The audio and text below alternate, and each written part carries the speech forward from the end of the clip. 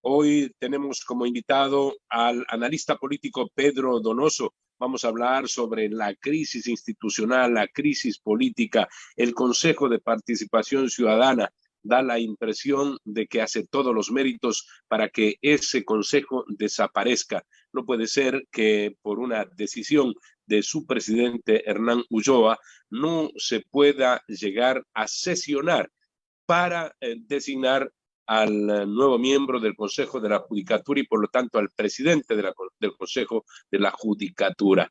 Da mucho dolor, mucha pena como el Ecuador asiste a un circo de mal gusto, que genera la institución creada durante el correísmo, que no ha servido absolutamente para nada y que seguimos enredados en esto de que si hay que quitarles funciones. Antes se habló mucho de la desaparición, hubo una consulta popular en la época de Lenín Moreno, no se pudo tomar esa decisión o el mecanismo para que esto desaparezca. Se dice que tiene que haber reformas a la Constitución. Muy buenos días, analista Pedro Donoso. ¿Cuál es su comentario al respecto? Licenciado, gracias por recibirme y por invitarme. Creo que debemos hacer un análisis más macro, ¿no es cierto? Del macro a lo micro. El Consejo de Participación Ciudadana solo es, digamos, una representación de la crisis de institucionalidad que vive el Ecuador, ¿no es cierto? El Ecuador tiene 5 funciones del Estado de acuerdo a la Constitución de Montecristi, 4 están en crisis y 4 están en crisis de interfunciones. Esto, digamos, dice mucho, ¿no es cierto?, de la posibilidad de que la dinámica democrática funcione en el Ecuador.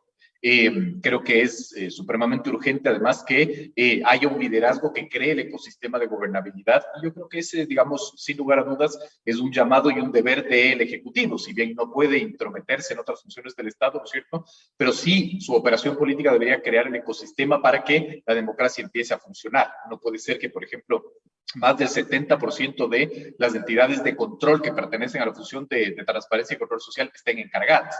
Eso dice muchísimo finalmente. Eso quiere decir que, digamos, sus titulares no tienen la suficiente solidez política para tomar decisiones. Esto quiere decir que el Ecuador, digamos, está a la deriva en relación al control. No tenemos un superintendente de bancos, por ejemplo, que controle finalmente el sistema financiero, que es tan necesario, ¿verdad? No hay un defensor público, no hay un defensor del pueblo. Entonces, claro, eso dice muchísimo y además sí está evidenciando una operación política, porque de ganar el sí en la consulta, las autoridades que ahorita están, digamos, encargadas, se prorrogarían hasta finalmente 2025, que cambie la designación de estas autoridades.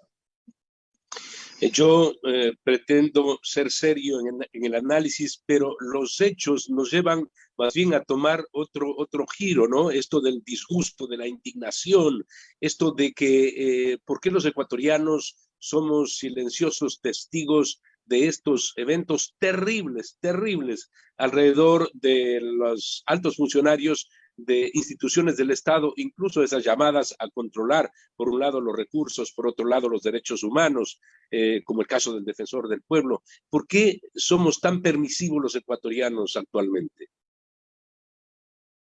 Yo no creo que haya una falta de seriedad de indignarse, si es un derecho.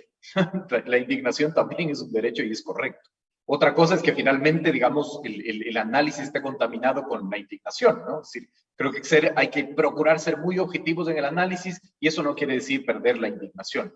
Creo que de una u otra manera eso está evidenciando, ¿no es cierto?, el problema medular finalmente del Ecuador. Y el problema medular del Ecuador es que somos un país gatopardista por excelencia, digo yo, ¿no? Es decir, aquí todo cambia para que al final nada cambie. Hemos buscado todas las recetas imaginables, todas las recetas además que van caducando, y no entendemos que la lógica es más de comportamientos que de instituciones, ¿no? Por ejemplo, en mi criterio, yo no soy crítico de la figura del Consejo de Participación Ciudadana. A mí me parece una excelente idea. Otra cosa es que se la malusó, otra cosa finalmente es que se la prostituyó.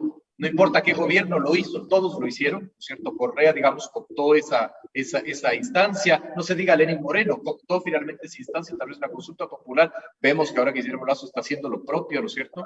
Entonces, de una u otra manera, a mí no es que me parece que es una mala herramienta, es que ha sido mal utilizada. Ahí la gran pregunta es, ¿el problema es de comportamientos o de herramientas? ¿No? Hay una frase de un grupo de rock español que dice finalmente el problema no es el cuchillo, sino la mano que lo clava.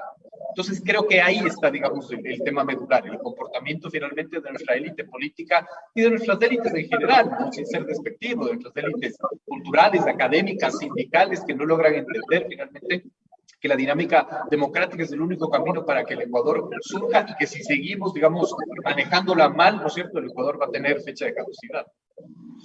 Es que encontramos debilidades en el comportamiento de los ciudadanos.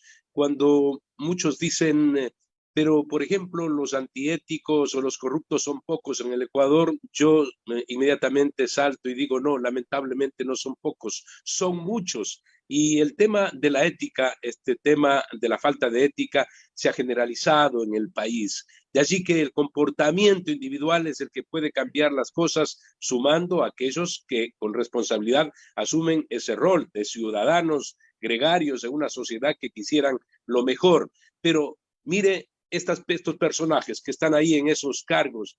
Es increíble, son impresentables y siguen defendiendo su puesto, su lugar. El señor del Consejo de la Judicatura, el propio señor Hernán Ulloa, entraron pero por la ventana y para sostenerse van a donde un juez de la Concordia. Todo esto es ridículo, es absurdo. No sé cómo pueden sentirse funcionarios o sentirse honrados por estar al frente de estos cargos.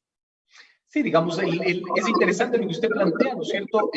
Yo creo más que el comportamiento colectivo debe marcar el comportamiento individual. Es decir, tenemos que empezar ya a hablar de la vergüenza social, ¿no es cierto? En este tipo de temas sí, pero la vergüenza social no puede estar, digamos, aislada de no tener reglamentación, por ejemplo, ¿no? Entonces, para que deje de ser una feria de la alegría el abuso de los recursos constitucionales, por ejemplo, la Corte Constitucional debería tener un pronunciamiento.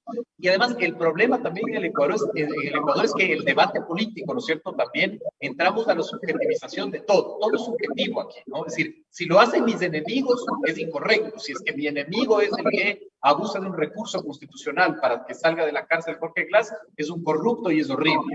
Pero si mi amigo lo hace, eso es correcto, yo no digo nada, ¿no? Es decir, falta mucha objetividad en el análisis, falta que el análisis sea análisis y no opinión, falta que la lógica finalmente del escrutinio social y público sea objetivo, no importa de quién lo haga. El problema del Ecuador es que este país es mucho de quiénes y no de qué, no nos importa qué hizo, si digamos es mi amigo o mi enemigo, ¿no? Entonces, eso, digamos, contamina muchísimo el criterio que podamos tener.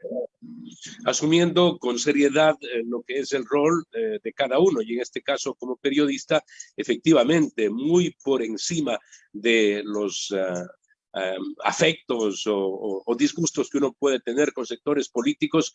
Reitero, lo dije al inicio, hemos llegado a una convulsión en esto del comportamiento ciudadano que si no individualmente y en la suma de individuos cambiamos las cosas, entonces este país puede desaparecer como sociedad. Si a esto le sumamos el tema del narcotráfico, el hecho de que prácticamente, como dijo el presidente del Consejo del sector de la justicia, dijo en un momento dado, bueno, todos tenemos que cambiar y poner de nuestra parte frente a las declaraciones del embajador de los Estados Unidos, que dijo que se han tomado incluso la justicia a los narcotraficantes. El peligro es de que seamos un Estado fallido. Sí, totalmente de acuerdo, digamos. El Estado fallido empieza a nacer cuando sus ciudadanos no creen en él. La última encuesta de perfiles de opinión de mediados de noviembre dice que solo un 12.06% de las personas consultadas creen en el Estado. Esto es gravísimo, finalmente. Y es gravísimo porque, ¿no es cierto?, la ciudadanía en general, si confiamos en esta encuesta, por ejemplo, en esta cifra, ¿no es cierto?, no cree que el Estado está ahí para administrar sus tensiones sociales. Las tensiones sociales en un colectivo existen. El tema es que hay que encontrar una válvula de escape que administre esas tensiones sociales. Y cuando no es el Estado, es decir, la representación de todos, esas tensiones sociales buscan los cauces en los cuales, digamos, van a ser resueltas. Y esa es la violencia, por ejemplo, ¿no? Es decir, la violencia que nosotros estamos viviendo también tiene que ver con una degradación de la participación y de la dinámica democrática. No solo finalmente es del narcotráfico, ¿no es cierto? Es decir, evidentemente es una representación a gran escala. Pero si nosotros vemos, por ejemplo, la tensión que hay entre la ciudadanía, ¿verdad? Cuando yo tengo un problema con el vecino y prefiero resolverlo a golpes, cuando un agente de tránsito para un ciudadano y ese ciudadano, digamos, lo atropella, eso demuestra muchísimo, ¿no es cierto?, que la relación Estado-ciudadanía empieza a quebrarse, el tejido social empieza a quebrarse y ese, para mí, es el germen de un Estado fallido. cuando uno dice esperamos un año mejor y que el 2023 recupere de una u otra forma la confianza precisamente en el Estado, en el gobierno, en la asamblea, el hacer un examen de contrición para cambiar cada uno de estos señores que son parte del Estado. Hemos dicho que también los ecuatorianos todos debemos hacerlo, pero empieza el año y vemos una situación terrible. ¿Cuál es su pronóstico sobre la relación ejecutivo-legislativo? Ayer escuchamos al ministro de Gobierno, Francisco Jiménez, que él hablaba ya de una segunda y una tercera consulta popular, y en la Asamblea le están diciendo, oiga, aquí estamos ya tratando un tema que tiene que ver la relación de apoyo de los militares a la policía para luchar contra la delincuencia. Sin embargo, el señor ministro habló ya posiblemente de una segunda y tercera consulta popular en el Ecuador. Digamos, el 2023 es un año que se pinta muy complejo y que cuando digo nosotros, desde el gabinete estratégico que yo dirijo, hacemos análisis proyectivos, tenemos que hablar de escenarios, no podemos hacer futurología, ¿no es cierto?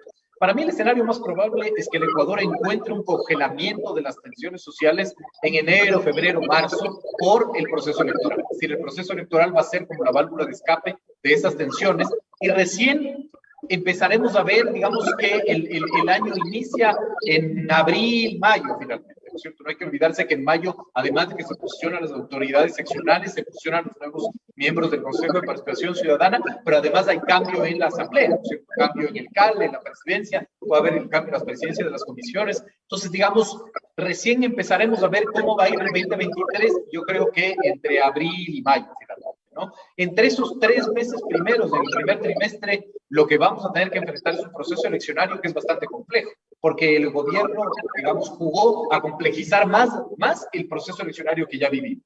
Este va a ser un proceso eleccionario de 2 pisos.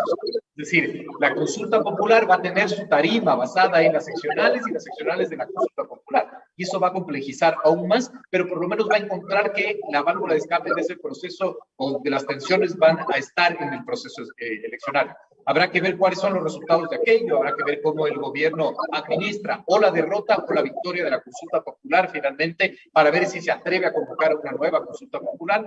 Creo que hay 2 escenarios ahí clarísimos, ¿cierto? El escenario a mí más preocupante para el gobierno debería ser si gana la consulta popular, no si pierde. Porque el problema es que si gana la consulta popular y como están haciendo la campaña, están generando que en el imaginario de la gente se cree que la consulta popular va a resolver los problemas de inseguridad. Y no es así. Entonces, si yo gano en las urnas, mañana voy a tener un problema de gobernabilidad porque la gente quiere resultados ya. No necesita finalmente que le cuentes la hoja de ruta. Quiere que ya le dejen de robar en el bus y que se acaben los sicariatos. Y esa no es una realidad a corto plazo. Queremos que ocurra, pero como usted bien lo señala, es sumamente difícil. En el corto tiempo no se van a ver los resultados. Si son eficaces, eficientes en la labor, probablemente en el mediano tiempo, de tal manera que se va a volver a convulsionar el país. ¿Cree usted que se pueden dar esos momentos de tensión, de desestabilización que se dieron en el 2022? Yo creo que es altamente probable, y es altamente probable porque como sociedad seguimos sin procesar lo que sucede. Es decir, en octubre del 19 no procesamos lo que sucedió, ¿no es cierto? En esta dinámica de buenos y malos fue súper sencillo, ¿no es cierto? La discusión era indígenas vinieron a destruir Quito o la policía reprimió. Y no hubo un análisis mucho más profundo y eso es muy grave. Junio finalmente es una extensión de octubre y así seguiremos ad infinitum si es que no procesamos realmente lo que sucede, ¿no? Creo que es altamente probable que haya muchísimas tensiones. Ahí el gobierno tendrá que decidir cuál es la válvula de escape que utiliza para aliviar esas tensiones, ¿no es cierto? Un gobierno, además, que termine el año de acuerdo, por ejemplo, a perfiles, de acuerdo a una publicación de primicias con una baja ejecución presupuestaria. No nos olvidemos que a mitad del 2022, de acuerdo al Observatorio del Gasto Público, el Ejecutivo había ejecutado menos del 40% de su ejecución presupuestaria, y eso es gravísimo. Tenemos un Ministerio de Energía que termina el año con una ejecución presupuestaria del 30%. ¿No? Aquí, digamos, Primicias igual plantea que el plan de dotar de medicinas de los hospitales públicos, de infraestructura, tiene o tenía en el 2022 un presupuesto de 39 millones y a octubre había ejecutado solamente 1.5. Entonces, mientras no hay un ejecutivo que genere el ecosistema para aliviar las tensiones van a estar presentes. ¿Cuál sería la evaluación que usted hace del 2022 en el desempeño gubernamental, en donde se pueda establecer si hubo una recuperación económica, si vamos en el camino correcto, si la gente va a ver en poco tiempo que ha mejorado la situación? Se dice es el país con la menor inflación. Yo lo que siempre aclaro es cuidado, en el Ecuador no se pueden imprimir billetes dólares y la inflación en los Estados Unidos, en Europa, luego de la pandemia, se da también porque imprimieron muchos billetes. Recordemos que en Europa salieron a asistir con 750.000 millones de euros, una parte como préstamos y otra parte como cooperación. Y en los Estados Unidos, pues paquetes a favor de las empresas y de los ciudadanos. Entonces el Ecuador no tiene inflación, pero hay que saber el por qué no tiene inflación. No, totalmente. Es como alegrarse, es como decir Ecuador quedó campeón del Mundial porque estamos en el mismo continente que Argentina. No tiene ningún sentido. Ningún sentido. La no inflación es gracias al dólar, muy bien usted lo dice, y porque no somos dueños finalmente de la emisión de billetes. El indicador, digamos, que generó estabilidad o que más estable estuvo lamentablemente el 2022 es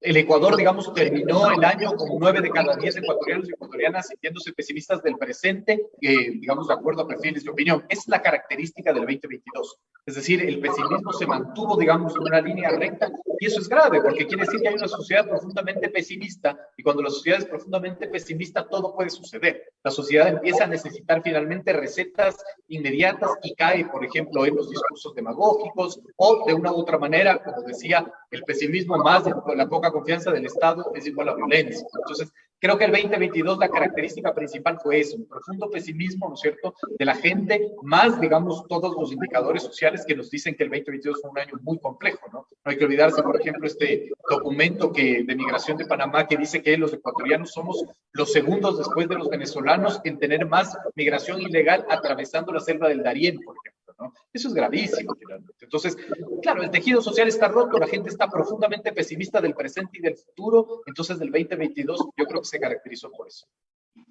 Y en Texas apresaron a más de 7,000 ecuatorianos que buscaban cruzar o que llegaron hasta territorio americano. Poco se supo de esa información. Recuerde usted que Texas es el estado que no quiere migrantes y actualmente los que han pasado se los envían a los demócratas, que son los que quisieran demagógicamente, de una u otra forma, acoger a los migrantes. Si no hay una ley, una transformación en ese sentido legal en Estados Unidos, que hay más de 11 millones de ilegales, entonces las cosas van a ser difíciles. Pero yo estoy en la ciudad de Miami, las informaciones surgen y Ecuador está involucrado en el tema de los migrantes ilegales. Surge el nombre una y otra vez. Eso es terrible. Por algo está ocurriendo. ¿Por qué se van tantos ecuatorianos? Esa es la pregunta. Esa es la pregunta. No finalmente qué horror los migrantes, cómo cometen ese error. No, la gran pregunta es ¿por qué? Digamos, ¿qué está explicando este fenómeno? Porque el fenómeno no es un fenómeno que nace de la noche a la mañana. Hay una razón social ahí. Y creo que el gobierno debería combatir específicamente esa razón, ¿no es cierto? Porque la migración a larga es un componente de una ruptura social, comunitaria, familiar. Es, digamos, de una u otra manera un componente que destruye el tejido social. Entonces, sí, yo creo que el gobierno debería, digamos, poner los ojos finalmente y empezar a estudiar ese fenómeno. ¿Usted cree que esta campaña va a trasladar finalmente, ¿no? Esta es la parte final del programa, va a trasladar a lo que posteriormente será la confrontación ya por presidenciales? A ver, digamos, eso es un análisis que es bastante complejo de hacer.